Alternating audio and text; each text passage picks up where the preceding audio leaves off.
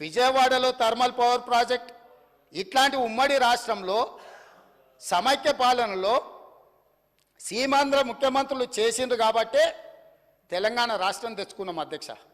ఆనాడు రాజశేఖర రెడ్డి గారు చంద్రబాబు నాయుడు గారు ఇట్లాంటి నిర్ణయాలు చేసిండ్రు కాబట్టి తెలంగాణ వచ్చింది. ఆనాడు ఆ చంద్రబాబు నాయుడు గారితో మంత్రిగా అంటగాగి 610 జీవోనే వద్దు, అసలు మేధా సంపత్తి ఎక్కడున్నా వాడుకోవాలి అని చెప్పి మాట్లాడింది వాళ్ళ నాయకుడు కాదా? చంద్రబాబు నాయుడు పక్కలే చేరి చంద్రబాబు నాయుడుతో ఇవన్నీ చేయించింది వాళ్ళు కాదా? రాజశేఖర రెడ్డి గారు ప్రభుత్వంలో ఇప్పుడు లేచి లేచి ఎగురుతున్నాయన వార్డు మెంబర్ కాకపోయినా ఆ రాజశేఖర రెడ్డి గారే కదా మంత్రి చేసింది నిన్ను. పోతిరెడ్డిపాడు పొక్క పెద్దగా చేసినప్పుడు కడప జిల్లా ఇన్ఛార్జ్ మంత్రి ఎవరు అధ్యక్ష? కీర్తిశేషులు నాయన నరసింహారెడ్డి టీఆర్ఎస్ మంత్రి కాదా? రాజశేఖర రెడ్డి గారు పంచనే చేరింది మీరు, చంద్రబాబు నాయుడు గారు పంచనే చేరింది మీరు. ఈ తప్పిదాలకు మమ్మల్ని కాదు మీరు బాధ్యులు. మేము ఆ ప్రభుత్వంలో ఉన్న మా నాయకులు కాంగ్రెస్ యూపీఏ కేంద్రంలో అధికారంలో ఉన్న రాష్ట్రంలో అధికారంలో ఉన్న శాసనసభను పార్లమెంటును స్తంభింపజేసి తెలంగాణ రాష్ట్రాన్ని సాధించిన పార్లమెంట్ సభ్యులు ఇక్కడ ఉన్నారు. ఇది మా నిబద్ధత. మీరు పదవుల కోసము పెదవులు మూసుకొని రాజశేఖర రెడ్డి మంత్రి పదవి ఇస్తే రాజశేఖర రెడ్డి దగ్గర ఊడిగం చేసింది మీరు. చంద్రబాబు నాయుడు గారు మంత్రి పదవులు ఇస్తే చంద్రబాబు నాయుడు గారి దగ్గర ఊడిగం చేసింది మీరు. మీరా మాకొచ్చి మా చిత్తశుద్ధిని ప్రశ్నించేది? తెలంగాణ బిల్లు వచ్చినప్పుడు ఆ ముందలి సీట్లో చంద్రబాబు నాయుడు గారు కూర్చున్నప్పుడు ఇప్పుడు ఆ మాగంటి గోపి కూర్చున్న అక్కడనే నిలబడ్డ అధ్యక్ష. నేను 53 నిమిషాలు తెలంగాణ రాష్ట్రం ఎందుకు కావాలి, సమైక్య రాష్ట్రంలో ఉమ్మడి పరిపాలనలో జరిగిన అన్యాయం మీద నిటారుగా నిలబడి అక్కడి నుంచి నేను మాట్లాడిన అధ్యక్ష. పునర్విభజన చట్టం వచ్చినప్పుడు ఆయనగా పక్కలో కూర్చుని ఆయన ఏడున్నాడు ఆయన మాట్లాడింది కదా, తీయండి ఏం మాట్లాడిండు. నేను మాట్లాడింది తీయండి అధ్యక్ష. తెలుగుదేశంలో ఉన్న నేను తెలంగాణకు జరిగిన అన్యాయం మీద, ఎడారిగా మారి వలసలు పోతున్న పాలమూరు కష్టాల మీద, తట్ట పని పార పని మట్టి పని మీద నేను మాట్లాడిన అధ్యక్ష. వీళ్ళు మాట్లాడలే. నేను ఇవాళ సూటిగా సవాలు విసురుతున్న అధ్యక్ష. ఇవాళ మీ ఎదురుగా పార్లమెంట్లో రికార్డులు తీయండి. పాలమూరులో ఊరు లేకపోయినా, పార్లమెంటులో నోరు తెరవకపోయినా ఇవాళ తెలంగాణ తెచ్చినానికి కేసీఆర్ గొప్పలు చెప్పుకుంటాడు. నేను ఈ ఉమ్మడి రాష్ట్రంలో ఉమ్మడి ఆంధ్రప్రదేశ్ శాసనసభలో నేను ఎంత మాట్లాడిన తెలంగాణ మీద, సేమ్ సమయంలో పార్లమెంట్లో చంద్రశేఖరరావు నోరన్న దర్శిలో రికార్డు తీయండి అధ్యక్ష. ఎవరో చేస్తే ఎవరో త్యాగం చేస్తే ఆ త్యాగాల పునాదుల మీద ఆత్మ బలిదానాలు చేసుకున్న శవాల మీద అధికారంలోకి వచ్చిన వీళ్ళు ఈరోజు మమ్మల్ని అధ్యక్ష తప్పులు పట్టేది. చివరిగా ఇంకొక మాట అధ్యక్ష, ఒక జర్నలిస్టు గురించి మాట్లాడాడు. జర్నలిస్టు ఏదో పెడితే కేసు పెట్టిరని. పాపం ఆయనకు తెలియదు, తెలుసుకోవాలి. ఆ జర్నలిస్ట్ పేరు నేను ఇక్కడ ప్రస్తావిస్తే బాగుండదు.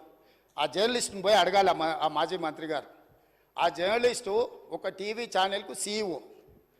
రాసియమంటే రాసియకపోతే ఎస్సీ ఎస్టీ కేసు పెట్టి అరెస్టు చేసి జైలు వేసి ఆ ఛానల్ గుంజుకున్నది వాళ్ళు అధ్యక్ష.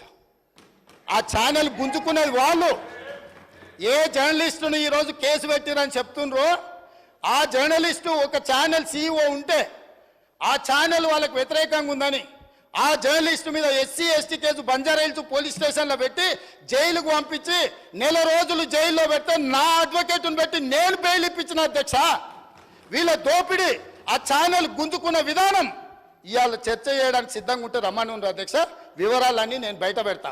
మీరా ముసల్కన్నీరు గార్చేది ఏ జర్నలిస్టునైతే మీ మాట ఇంటలేదని ఆమె సొంతంగా కష్టపడి పెట్టుకున్న ఛానల్ గుంజుకోనికే ఎస్సీ ఎస్టీ కేసు పెట్టి ఆడపిల్లని జైలుకు తోలిన పాపం ఊరికే పోదు.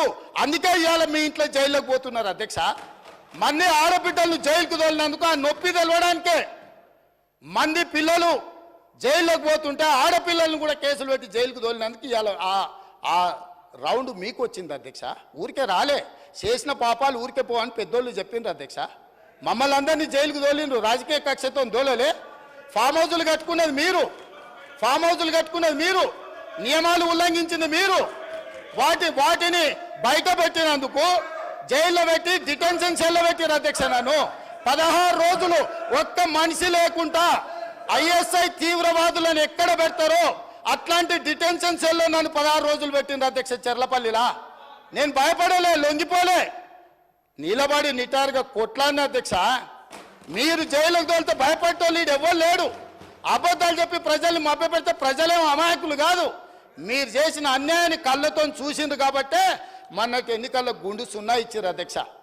అందుకే ఈరోజు నేను చెప్తున్నా, విద్యుత్ మీద మీరు ఎంత తక్కువ మాట్లాడితే అంత మంచిది.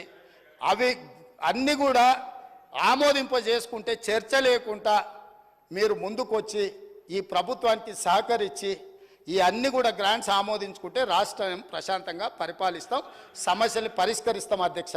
ఒకవేళ వీళ్ళకంత కోరికుంటే మళ్ళా ఫస్ట్ సెకండ్ నాడు ఆల్రెడీ లెజిస్లేటివ్ అఫేర్స్ మినిస్టర్ గారు తమరిని రిక్వెస్ట్ చేశారు, తమరు ఫస్ట్ సెకండ్ కూడా సభ నడుపుతామన్నారు. ప్రత్యేకంగా 10 సంవత్సరాల వాళ్ళ పరిపాలన మీద, వాళ్ళ గొప్పతనాల మీద రాత్రింబగళ్ళు సభ వాయిదా వేయకుండానే 1 గంట కూడా విరామం ఇవ్వకుండా చర్చకు మేము సిద్ధంగా ఉన్నాము. ఇవాళ సభ్యులకు నా సూచన ఒక్కటే, గ్రాంట్స్ మీద మీ సూచనలు ఏమని ఉంటే ఇవ్వండి, మాకు అభ్యంతరం లేదు. అంతే తప్ప ఇట్లాంటి ఊకదంపుడు ఉపన్యాసాలు మీరు మాట్లాడిన కొద్దిగా మీరు అబద్ధాలు చెప్పడం మానకపోతే నేను నిజాలు చెప్పడం కూడా మానాను అధ్యక్ష. మీరు ఎంత అబద్ధాలు చెప్తే నేను అంత నిజాలు చెప్తా. కాబట్టి తమరు వారికి ఆదేశాలు ఇచ్చి డైరెక్ట్గా సబ్జెక్ట్కి కన్ఫైన్ అయ్యి మాట్లాడిపించి ఇవన్నిటిని కూడా ఆమోదింపజేయాల్సిందిగా తమరికి విజ్ఞప్తి చేస్తున్నా అధ్యక్ష. కె వెంకటరామరెడ్డి గారు, కె వెంకటరామరెడ్డి గారు,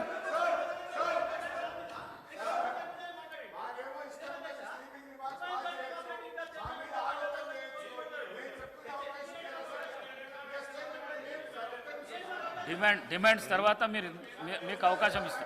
డిమాండ్స్ తర్వాత ఇస్తా. డిమాండ్స్ తర్వాత ఇస్తా. మీ పేరు ఎక్కడ కూడా సభానాయకుడు మీ పేరు ఎక్కడ కూడా యూజ్ చేయలేదు. డిమాండ్స్ తర్వాత నేను ఇస్తా.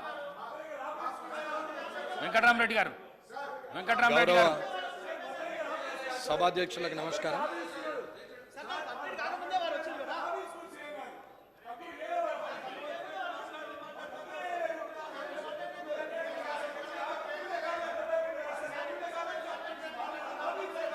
వెంకటరామరెడ్డి గారు, గౌరవ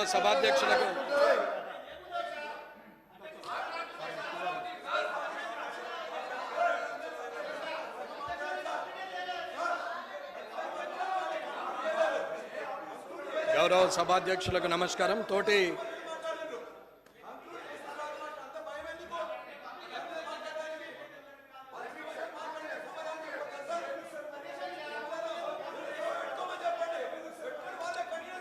జగదీశ్వర్ రెడ్డి గారు, సభా మర్యాదను కాపాడండి. జగదీశ్వర్ రెడ్డి గారు, మీరు వెళ్ళకు రావడం ఏంది? వీళ్ళంటే కొత్తోళ్ళు వచ్చిండ్రేమో, మీరు వెళ్ళకు రావడం ఏంది? సభా మర్యాదను కాపాడండి. వీళ్ళంటే కొత్త వాళ్ళు, వాళ్ళకి తెలియదు.